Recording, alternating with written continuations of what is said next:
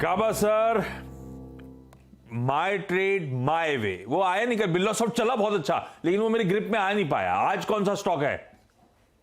आज वही है जो कल मिस हो गया और वो है HCL take.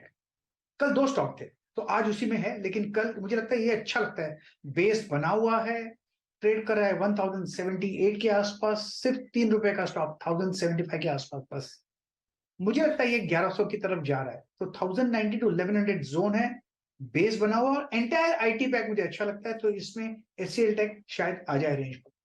Yes, HCL tech. Okay, HCL tech ₹3 का स्टॉप लॉस लगाइए 1075 का और 1100 तक के टारगेट आपकी स्क्रीन पर। तो बहुत ही बेहतरीन रिस्क रिवॉर्ड आपके लिए ये ट्रेड अगर ग्रिप में आया तो। मानस, गुड मॉर्निंग। मानस, आपकी ट्रेड? गुड मॉर्निंग अनुज जी।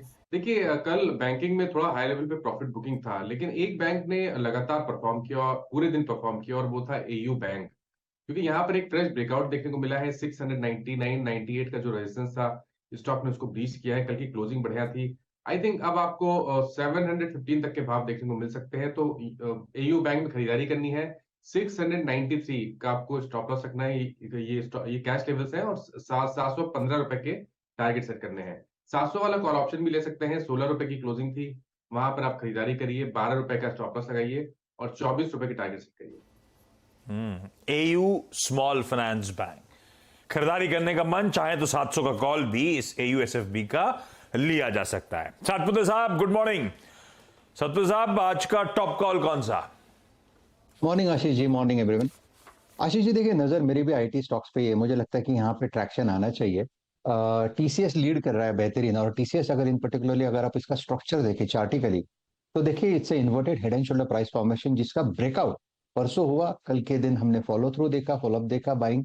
आज मुझे लगता है टीसीएस के पे नजर होनी चाहिए, और इसका जो बाइंग का जो जोन है 3270, 3280, यानी 10-15 पॉइंट नीचे आता है तो वो इमीडिएट बाय बनता है।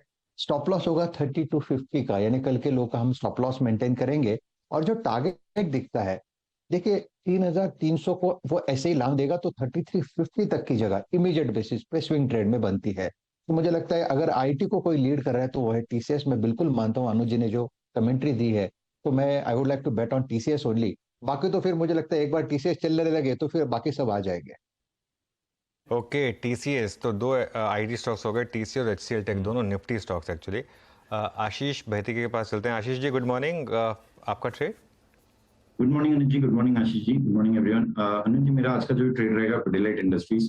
कल नंबर्स के बाद थोड़ा स्टॉक स्लिप जरूर हुआ था, लेकिन बहुत अच्छा बाउंस बैक दिया 20 और 200 डेमा से, और वापस अपना 200 डेमा रीगेन किया। मंथली चार्ट्स भी इसके बहुत अच्छे स्ट्रक्चर्ड में पोजीशन है। मुझे लगता है कि अब यहाँ से एक ब्रेकआउट देखने मिल सकता है, तो 2500 के फर्स्ट टारगेट एंड 2520 के सेकंड टारगेट के लिए पिडिलाइट में खरीदारी की सलाह रहेगी। इसमें जो स्टॉप लॉस मेंटेन करना है वो 2445, 2445 का एक एसएल मेंटेन करें। 2445 का एक स्टॉप। कल नंबर्स तो ठीक, थोड़े से पस्त थे स्ट्रीट एक्सपेक्टेशंस के वीजा भी, लेकिन मैनेजमेंट कमेंट्री हमेशा की तरह स्ट्रांग, शायद उससे थोड़ा सा कन्विक्शन बढ़ा है स्ट्रीट का। खैर, बैती साहब कह रहे हैं कल के जाते जाते लेटर हाफ को मूव को देखते हुए लग रहा है इसमें तेजी तूल पकड़ेगी।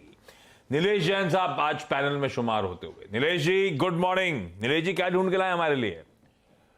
Good morning to Ashish ji.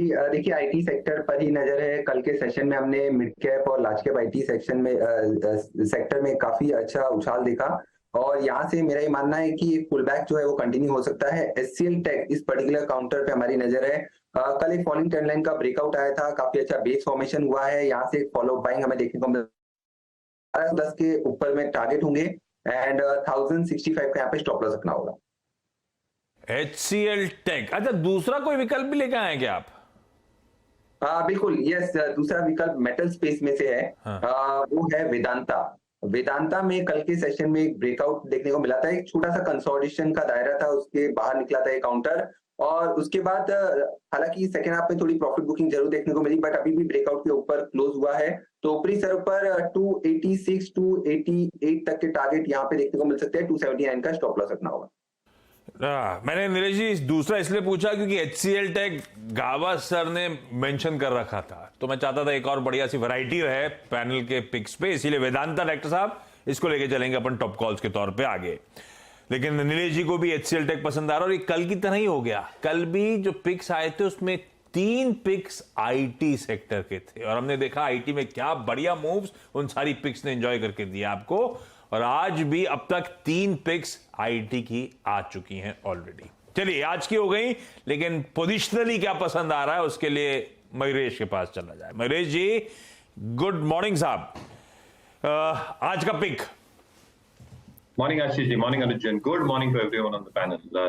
तो हमारे ओनिल लेंस के हिसाब से एनबीएफसीज शायद स्वीट स्पॉट में आ रहे हैं।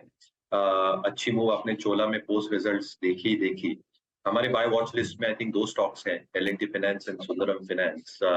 सुंदरम फाइनेंस की मैं खास बात करूंगा, 2-3 चीजें जो इंटरेस्टिंग हो रही है। एक आई थिंक जो एसेट्स अंडर मैनेजमेंट है, 9 months of this financial year 13% की वृद्धि दिखी है, 33,500 करोड़ स्टैंड अलोन बेसिस पे और कंसोल बेसिस पे ऑलमोस्ट 52,000 करोड़। जो रिस्ट्रक्चर्ड बुक है वो सिर्फ 2.2% है ऑफ लोन्स आउटस्टैंडिंग। जो हिसाब से आई थिंक जीएनपीएस और नेट एनपीएस कम होते जा रहे हैं। GNPS are at 2.43 as at December end, net NPS are at 1.35। तो कहीं ना कहीं यहाँ पे जो ट्रेंड है ये और भी सुधरती दिखेगी in the next few quarters. And with an increasing provision coverage जो 45% के ऊपर है, थोड़ा cost to income higher side पे रहेगा, but my expectation is by the end of this financial year 30% के आसपास आना चाहिए। डिसबर्समेंट ग्रोथ काफी तगड़ी रही है और डिवर्स इंडस्ट्रीज को रही है, विच प्रोबेबली मीन्स दैट जो एसेट लायबिलिटी मैनेजमेंट है ये ठीक ठाक होनी चाहिए। Interest rates have probably peaked for the sector as a whole as far as bank borrowings are concern, और इसलिए आई थिंक निम्स में स्टेबिलिटी के कारण जो रिटर्न रेशियोज है, they are one of the best in the industry. ROA is 2.8% और ROE कहीं ना कहीं 14.5% के आसपास है, with capital adequacy and tear 1 ratio जो बहुत महत्वपूर्ण रहता है बैलेंस शीट एक्सपेंशन के लिए, लगभग 18% के आसपास है। तो हमें लगता है कि सुंदरम फाइनेंस एक अच्छा विकल्प हो सकता है with in the NBFC space. 2700 का लक्ष्य हम देख रहे हैं, 2320 का स्टॉप लॉस। क्लियर डिस्क्लेमर, ये स्टॉक मेरे पर्सनल होल्डिंग में है नहीं, रिसर्च नोट तो क्लाइंट्स के पास गया है, क्लाइंट्स के पास होल्डिंग हो सकती है। हाँ, L&T से शुरू कर रहा अपन सुंदरम पे आए, दोनों पसंद आते हैं सुंदरम, लेकिन आज का टॉप कॉल है ना? बिल्कुल। चलिए, वैसे L&T सबसे बड़ा डिसअपॉइंटमेंट रहा है अपने नाम के लिहाज से इस एनबीएफसी स्पेस का एटलीस्ट, लेकिन सुंदरम फाइनेंस ये है आज का। एनबीएफसी पसंद आ। ये ओनिल लेंस क्या हुआ? नहीं, हमारी जो मेथड है आशीष जी, आई थिंक उसमें वो 2-3 क्राइटेरियाज रहते हैं। एक industry classification, industry ranking, sectoral rotation. तो जैसे हमने कैपिटल गुड्स पकड़ा था, कुछ हफ्तों पहले टायर स्टॉक्स पकड़े थे, हमें लगता है कि NBFCs are coming in that space. इनको जो रिपोर्ट्स आती हैं उसमें ओनिल लेंस कह रहा था, ये आपने हमें चुपकाया है नया नाम? ये हमारी मेथोडोलॉजी है, तो मेरे मुंह से हमेशा निकल जाता है। अच्छा, ठीक है। तो ओनिल लेंस पे एनबीएफसी पसंद आ रही हैं और इस लेंस से जो पसंद आ रहा है वो Sundaram finance. Quickly wrap up कर देता हूं आज के सारे टॉप कॉल। बता दें कि मनी कंट्रोल पर दिए गए विचार एक्सपर्ट्स के अपने निजी विचार होते हैं। वेबसाइट या मैनेजमेंट इसके लिए उत्तरदायी नहीं है। यूजर्स को मनी कंट्रोल की सलाह है कि कोई भी निवेश निर्णय लेने से पहले सर्टिफाइड एक्सपर्ट की सलाह लें।